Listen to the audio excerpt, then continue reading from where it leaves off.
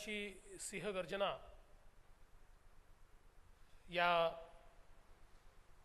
अतिशय ऐतिहासिक अशा ग्रंथाच्या प्रकाशन सोहळ्यामध्ये आजचे प्रमुख अतिथी केंद्रीय मंत्री माननीय वेंकैया नायडूजी, सन्माननीय केंद्रीय राज्यमंत्री पीयूष गोयलजी, भाजपचे अध्यक्ष रावसाहेब पाटील दानवे, राज्याचे वित्तमंत्री सुधीरभाऊ मुनगंटीवार, पुणे जिल्ह्याचे पालकमंत्री गिरीशजी बापट, खासदार अनिलराव शिरोळे, सन्माननीय श्री दीपकजी टिळक, मुक्ताताई टिळक, या ठिकाणी उपस्थित सर्व आमदार, या पुस्तकाच्या लेखनामध्ये ज्यांनी सहाय्यता दिली अशी सर्व लेखक मंडळी, ज्यांनी याचं संपादन केलं ते डॉक्टर गिरीश दापके, या ठिकाणी उपस्थित सर्व भगिनी आणि बंधूंनो, लोकमान्य टिळक म्हटल्यानंतर एक अतिशय ऊर्जावान, जाज्वल्य देशभक्तीनं परिपूर्ण अशा प्रकारचं व्यक्तिमत्व हे आपल्या डोळ्यासमोर येतं. स्वराज्य हा माझा जन्मसिद्ध हक्क आहे आणि तो मी मिळवीनच, अशा प्रकारचं वाक्य नव्हे तर सिंहगर्जना त्यांनी केली आणि त्याला 100 वर्ष आता पूर्ण होत आहेत. आपल्या स्वातंत्र्याच्या इतिहासामध्ये या सिंहगर्जनेला अनन्यसाधारण अशा प्रकारचं महत्त्व आहे. कदाचित एखादं वाक्य हे स्वातंत्र्याचं ब्रीदवाक्य का झालं? अनेक गोष्टी लोकमान्य बोलले असतील, अनेक गोष्टी इतर सर्व नेते बोलले असतील, पण या वाक्याची विशेषता काय होती? तर ज्या काळामध्ये आपण असं बघितलं की 1857चं स्वातंत्र्य समर इंग्रजांनी चिरडल्यानंतर ज्या प्रकारची राजव्यवस्था इंग्रजांनी या देशामध्ये कायम करण्याचा प्रयत्न केला, एक अशी पिढी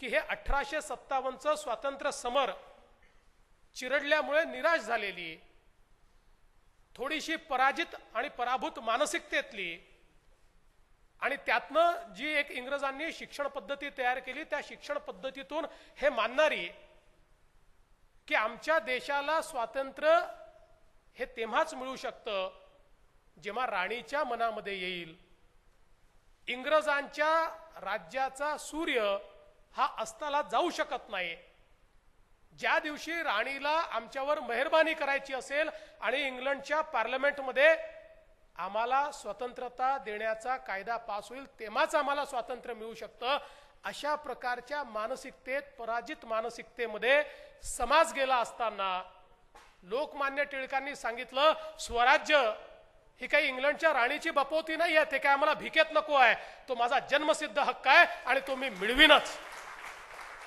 आणि ज्या पार्श्वभूमीवर त्यांनी ठणकावून सांगितलं, एक विजिगीषू वृत्ती तयार झाली, एक ऊर्जा मिळाली आणि स्वातंत्र्य समरामध्ये या वाक्याने अशा प्रकारचं रणकंदन उभं केलं की इंग्रजांच्या विरुद्ध 1857चा तोच जाज्वल्य देशभक्तीचा भाव हा पुन्हा एकदा तयार झाला. आणि स्वातंत्र्याची दुसरी लढाई ही जर कोणी सुरू केली असेल तर ती लोकमान्य टिळकांनी या ठिकाणी सुरू केली आणि त्यातनंच खऱ्या अर्थानं आपण बघितलं की नंतर आपण स्वातंत्र्याकडे पोहोचलो.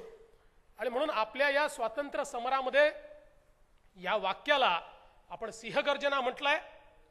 अनेक क्रांतिकारकांना प्रेरणा या वाक्यातनं मिळाली, अनेक स्वातंत्र्य सैनिकांना प्रेरणा या वाक्यातनं मिळाली. आणि ज्या प्रकारे आपल्या स्वातंत्र्य समरातनं वंदे मातरम दूर करता येत नाही, त्याचप्रमाणे स्वराज्य हा माझा जन्मसिद्ध हक्क आहे हे देखील आपल्याला त्यातनं दूर करता येत नाही। आणि अशा लोकमान्य टिळकांच्या या वाक्याला 100 वर्ष ज्यावेळी पूर्ण होत आहेत या सिंहगर्जनेला, मला असं वाटतं की तोच जाज्वल्य देशभक्तीचा भाव हा पुन्हा एकदा जागृत करण्याची आवश्यकता आहे। स्वराज्य मिळालंय, सुराज्याकडे जायचं आहे, पण स्वराज्याकडनं सुराज्याकडे जाण्याचा जो महामार्ग आहे तो केवळ आणि केवळ राष्ट्रभक्तीच्या माध्यमातून आहे। आणि तीच जाज्वल्य राष्ट्रभक्ती या माध्यमातून आपल्याला पुन्हा एकदा त्या ठिकाणी तयार करायची आहे। आणि हे जे पुस्तक ज्याचं आज माननीय व्यंकय्याजींच्या हस्ते आपण विमोचन केलंय, लोकार्पण केलंय, प्रकाशन केलंय, या पुस्तकातून अशाच प्रकारच्या अनेक घटना की या देशाच्या संपूर्ण व्यवस्थेला कशा प्रकारे लोकमान्य टिळकांनी कलाटणी दिली आणि कशा प्रकारे या देशातला हा नेता खऱ्या अर्थानं जो अत्यंत पूजनीय अशा प्रकारचा आमचा नेता आहे, त्यांचं संपूर्ण चरित्र आणि त्यांनी केलेलं कार्य यातले अनेक आपल्यासमोर न आलेले बिंदू या पुस्तकाच्या माध्यमातून या ठिकाणी येतील। आणि म्हणून सर्व लेखकांचं, ज्यांनी ज्यांनी याच्यामध्ये कॉन्ट्रीब्यूट केला त्या सगळ्यांचं, दापकेजींचं अतिशय मनपूर्वक मी या ठिकाणी अभिनंदन करतो, त्यांचे आभार मानतो की त्यांनी हे पुस्तक आज आपल्या सगळ्यांना दिलं। आणि सुधीर भाऊंनी सांगितलं, राज्य सरकारच्या वतीनं देखील हे वर्ष आम्ही साजरं करतो। 10 कोटी रुपयाची प्रावधान माननीय सुधीर भाऊंनी त्याकरता ठेवलेलं आहे।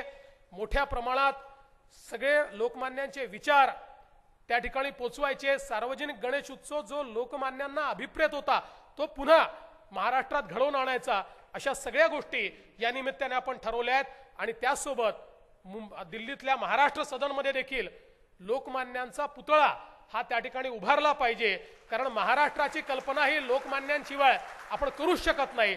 तोही निर्णय या निमित्ताने आपण केलाय। या चांगल्या कार्यक्रमाला आपण या ठिकाणी बोलवलं त्याबद्दल आपले आभार मानतो आणि पुन्हा एकदा शुभेच्छा देऊन माझं बोलणं संपवतो। जय हिंद।